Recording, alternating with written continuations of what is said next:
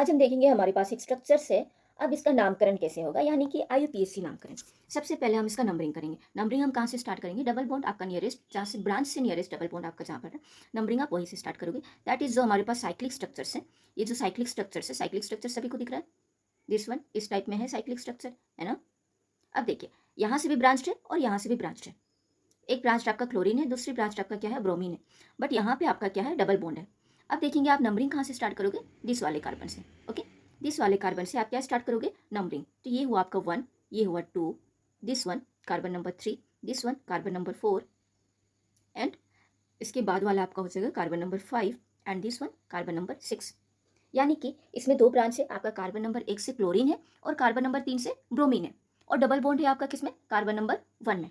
Okay, सबसे पहले हम ब्रांच लिखेंगे। ब्रांच क्या है? एक में आपका क्या है? क्लोरीन है, यानी कि क्लोरो, ठीक है। और उसके बाद 3 में क्या है आपका? ब्रोमो। ओके, अब देखते हैं, ये क्लोरो है और ये ब्रोमो है। अब हम दोनों में से आगे किसे लिखेंगे? हम इस नंबरिंग पे कभी नहीं जाएंगे। कौन से नंबर पे हम कभी नहीं जाएंगे? इस कार्बन नंबर पर हम कभी नहीं जाएंगे। हम किस में जाएंगे? अल्फाबेटिकल ऑर्डर, यानी क्लोरीन का सी और ब्रोमीन का बी, क्लोरो का सी और ब्रोमो का बी। अब ए बी सी डी तो सबको पता है ना। सी आगे आता है या फिर बी आगे आता है? ऑफ कोर्स बी आगे आते हैं। ए बी, उसके बाद सी आता है, इजंट इट? पहले बी आता है, इसके बाद सी आता है। दैट मीन हम जब इसका नामकरण करेंगे, नामकरण के लिए आपका पहला रूल क्या है? नामकरण के लिए जो आपकी पहली रूल होती है, ब्रांच होती है। ब्रांच अगर है अवेलेबल तो हम लोग ब्रांच को पहले लिखते हैं, यानी कि ब्रांच चेन को पहले लिखते हैं। इसके बाद हम लिखते हैं किसे? मेन चेन को।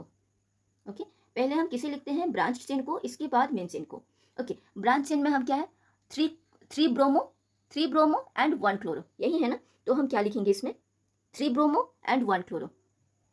क्या लिखेंगे इसका? 3 ब्रोमो, इसके बाद क्या है? 1 क्लोरो। ये आपका क्या है? ब्रांच हो गया। ओके, इसके बाद जो आपका मेन है, मेन आपका कौन सा है? This one. दिस वाले स्ट्रक्चर्स को ही हम मेन कहेंगे ना। ये वाला जो साइक्लिक स्ट्रक्चर्स है ना। और ये साइक्लिक स्ट्रक्चर्स में जब भी हम लिखते हैं साइक्लिक स्ट्रक्चर्स को, तो उसके नाम के आगे हमें क्या लगा देना होता है? साइक्लो। ओके, ये मेन चेन में, मेन चेन, ब्रांच चेन हमारा हो गया 3 ब्रोमो 1 क्लोरो, ये ब्रांच चेन हो गया। अब मेन चेन की बारी है। मेन चेन हमारा क्या है? साइक्लिक स्ट्रक्चर है, दैट मीन साइक्लो। कितने का साइक्लिक स्ट्रक्चर है? 1 2 3 4 5 6, 6 कार्बन की साइक्लिक स्ट्रक्चर है। 6 कार्बन के लिए हम क्या लिखते हैं? हेक्स, है ना। इसके बाद हमारा डबल बॉन्ड है कार्बन नंबर 1 में, 1 इन भी लिख सकते हैं या फिर डायरेक्ट इन भी लिख सकते हैं। ओके, तो यहाँ पे इसका नामकरण क्या हो जाएगा? 3 ब्रोमो 1 क्लोरो साइक्लो हेक्स इन। 1 इन भी लिख सकते हैं या फिर डायरेक्ट इन भी लिख सकते हैं। तो हमने इसका नामकरण क्या बताया? कंप्लीट नामकरण ये है आपका कार्बन नंबर 1 2 3 4 5 6। क्या हो जाएगा? 3 bromo 1 chloro cyclo hexene. Okay, is that clear?